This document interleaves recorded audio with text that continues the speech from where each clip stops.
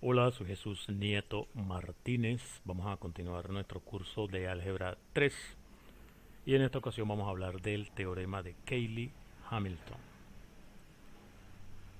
Comenzaremos hablando de polinomios evaluados en matrices o en operadores lineales y luego vamos a hablar de polinomio mínimo de una matriz o polinomio mínimo de un operador lineal. Como siempre vamos a comenzar recordando lo que hicimos en el video anterior. Definimos lo que es la firma y la dimensión de una forma cuadrática o de un polinomio cuadrático homogéneo, de una forma bilineal simétrica, etc. Dijimos lo que quiere decir que una forma sea no degenerada.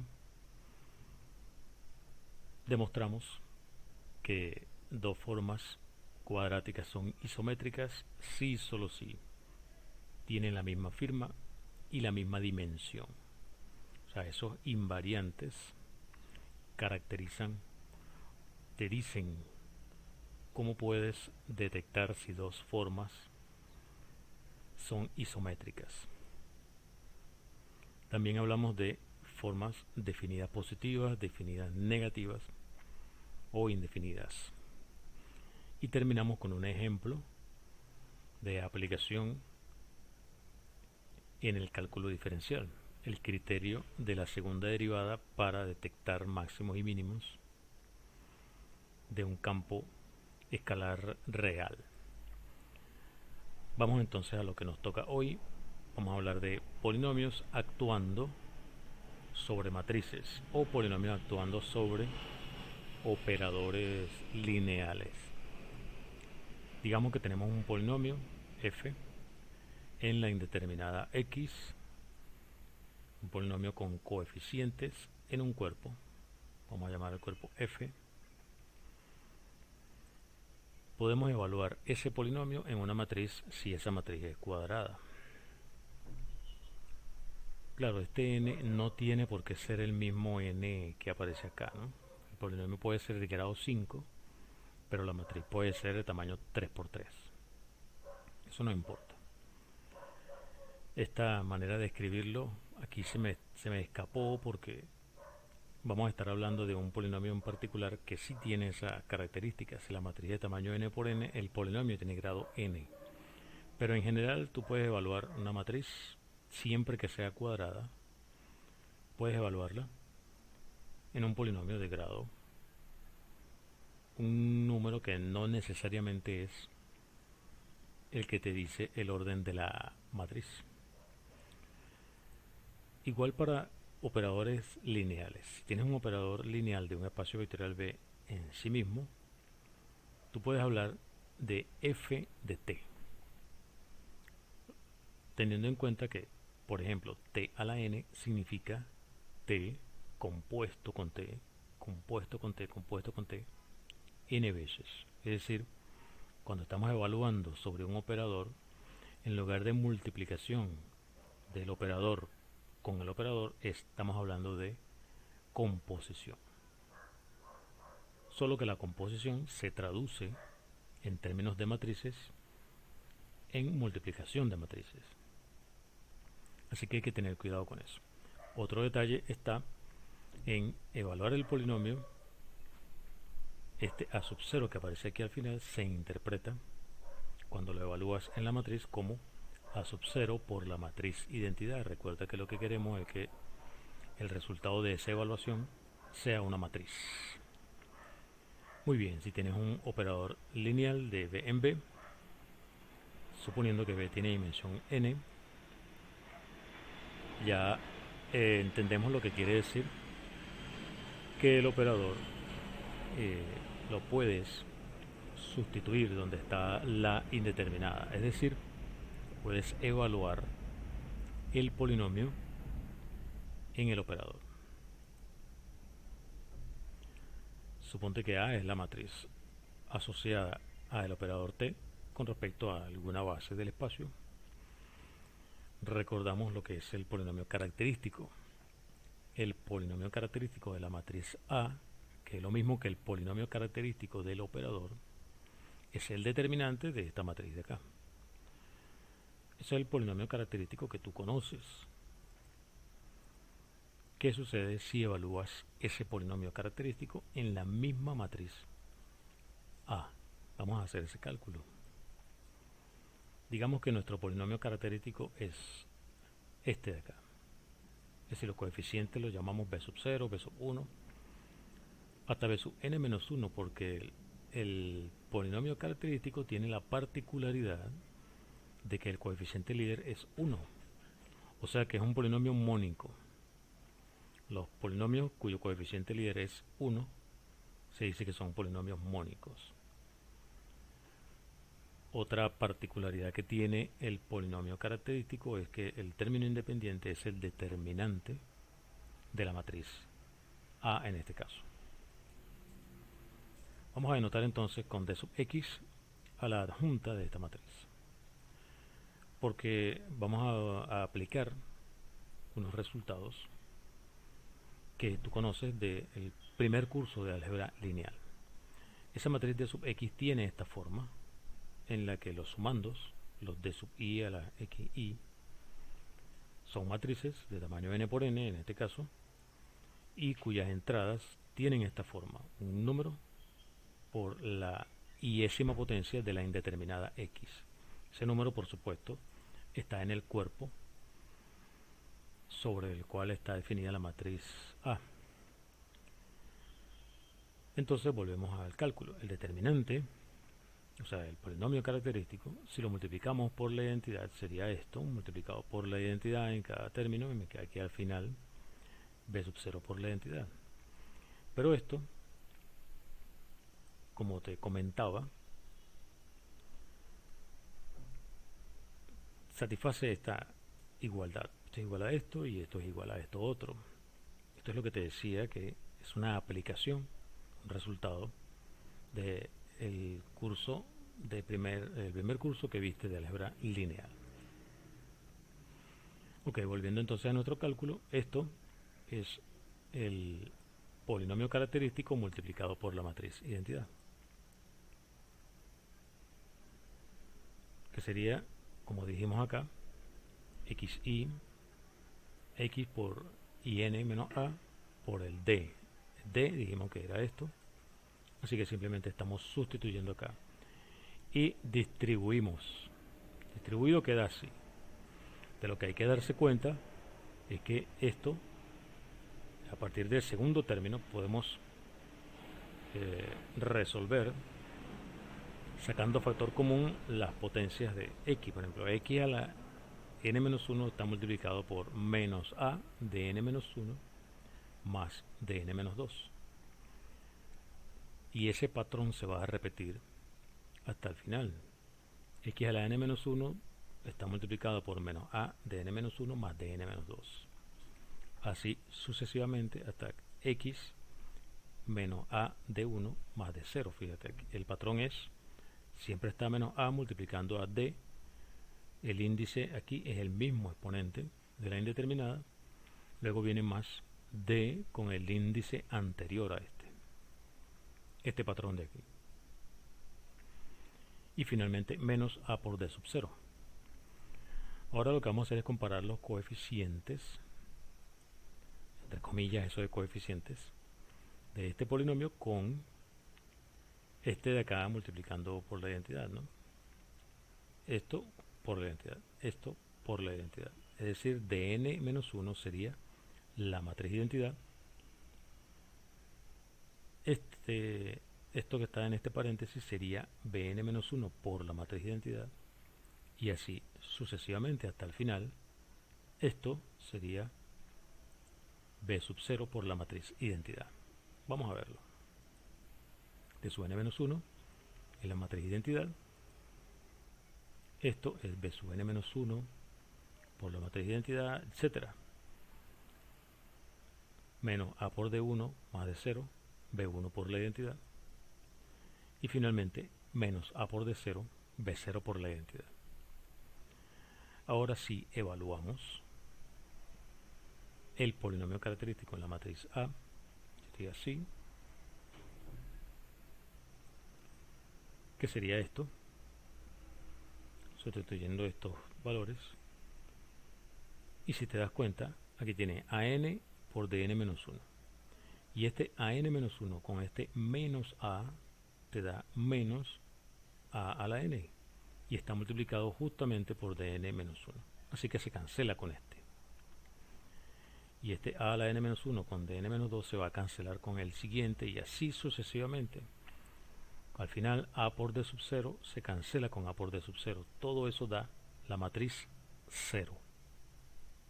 Conclusión, tienes un polinomio característico de una matriz cuadrada A. Si evalúas el polinomio característico en la matriz, te da la matriz 0. Ese resultado se conoce como el teorema de Cayley-Hamilton. Tienes una matriz cuadrada, el polinomio característico de esa matriz, al evaluarlo en la misma matriz, da la matriz 0. Teorema de Cayley-Hamilton. Eso tiene una cantidad de consecuencias, de las cuales vamos a mencionar una pequeña aplicación. Si resulta que la matriz A es invertible, recuerda que B sub 0, que es el término independiente del polinomio característico de la matriz A, es el determinante de la matriz, por lo tanto es distinto de 0.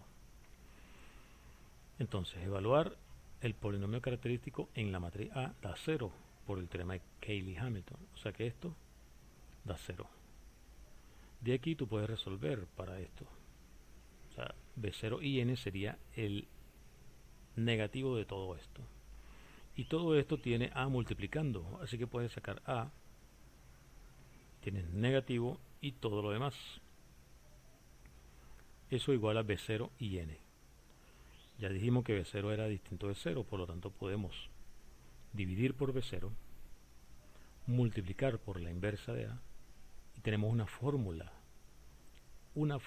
para la inversa de la matriz A. Y esa fórmula lo que tiene son potencias de la matriz A y los coeficientes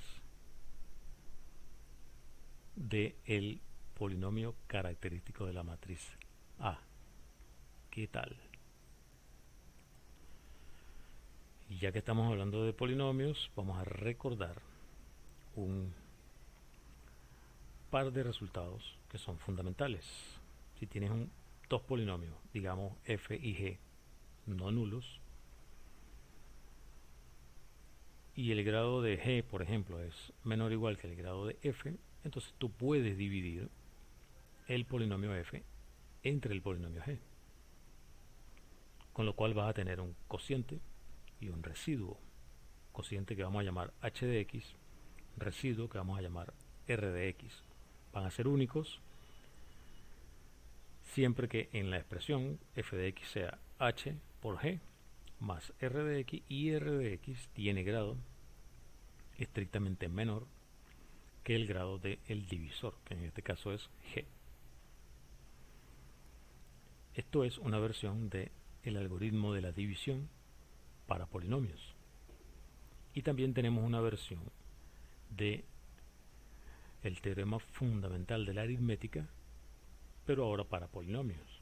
Si f es un polinomio mónico, entonces existen polinomios p sub i mónicos también y potencias, de manera que f es ese producto, el producto de esas potencias de esos polinomios mónicos.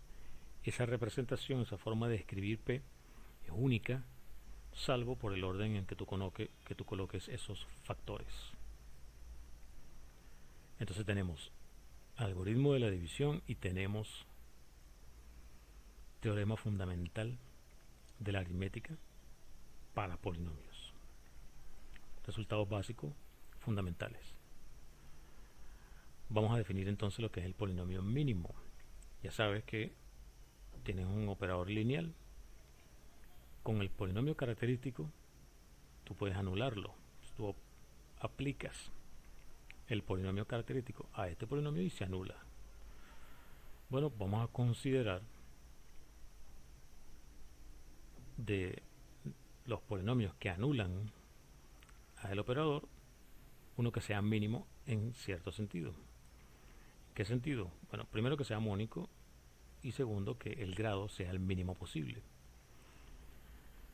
Vamos a definirlo de esta forma. Tienes una matriz A. El polinomio mínimo de esa matriz va a ser el único polinomio que es mónico. Vamos a denotarlo como m sub a de x. El único polinomio que anula a la matriz, que es mónico y que tiene grado mínimo. O sea, de todos los polinomios que anulan a la matriz, agarramos que sea mónico y que tenga grado mínimo. Ese polinomio es único. Y existe gracias al teorema de Cayley-Hamilton, porque al menos el polinomio característico es mónico y anula a la matriz. Por lo tanto, tú puedes tomar de todos los polinomios, o sea, el conjunto de los polinomios mónicos que anulan a la matriz es no vacío. Y el grado, como el grado es un número natural, el principio de buena ordenación dice que existe para el mínimo, ¿no? Hay un grado mínimo para eso. Recuerda que estamos considerando que sea mónico el polinomio, ¿no? Entonces el polinomio mínimo está bien definido gracias al teorema de Cayley-Hamilton. Existe. Toda matriz tiene un polinomio mínimo. Otra observación es la siguiente: si P es una matriz invertible, entonces, bueno, este hecho, al evaluar P a la menos 1 por A por P, o sea, si un polinomio F lo evalúas en ese producto, da lo mismo que hagas P a la menos 1 por F de A por P, da lo mismo. Pero eso te permite concluir que si tienes matrices semejantes, entonces los polinomios mínimos de cada una de ellas coinciden. O sea, dos matrices son semejantes, implica que su polinomio mínimo es igual, es el mismo. Matrices semejantes tienen el mismo polinomio mínimo. Para terminar, una observación más. Digamos que tenemos un operador lineal T de un espacio B en sí mismo y tenemos un polinomio no nulo F, pero ese polinomio anula a T. Ya se sabe que el grado del polinomio mínimo de T, estamos suponiendo B de dimensión finita para garantizar aquí que tenemos polinomio mínimo, así que el grado del polinomio mínimo es menor o igual que el grado de F. Entonces podemos dividir F por el polinomio mínimo aplicando el algoritmo de la división. Es decir, nuestro polinomio F es el producto de cierto h de x por el polinomio mínimo más un residuo. ¿Qué sabemos del residuo? Su grado es estrictamente menor que el grado del polinomio mínimo. Como tiene grado menor que el grado del polinomio mínimo, no puede anular. O sea, R no puede anular a esto a menos que sea 0. A partir de aquí puedes resolver para R. R sería F menos esto. Y si evalúas en T, te queda R de T igual a F de T menos F de T vale 0 por hipótesis. Y M de T también vale 0 porque es el polinomio mínimo. El polinomio mínimo anula a T. Así que esto da 0. R de T da 0. Pero acabamos de decir que como tiene grado estrictamente menor que el grado mínimo posible, tiene que ser nulo totalmente R. R de X tiene que ser el polinomio nulo, la única forma. Eso nos da para concluir entonces con el siguiente teorema. Tienes un operador lineal de B en B y tienes un polinomio no nulo que anula a ese operador lineal. Entonces el polinomio mínimo de T divide a ese polinomio. ¿Qué te parece?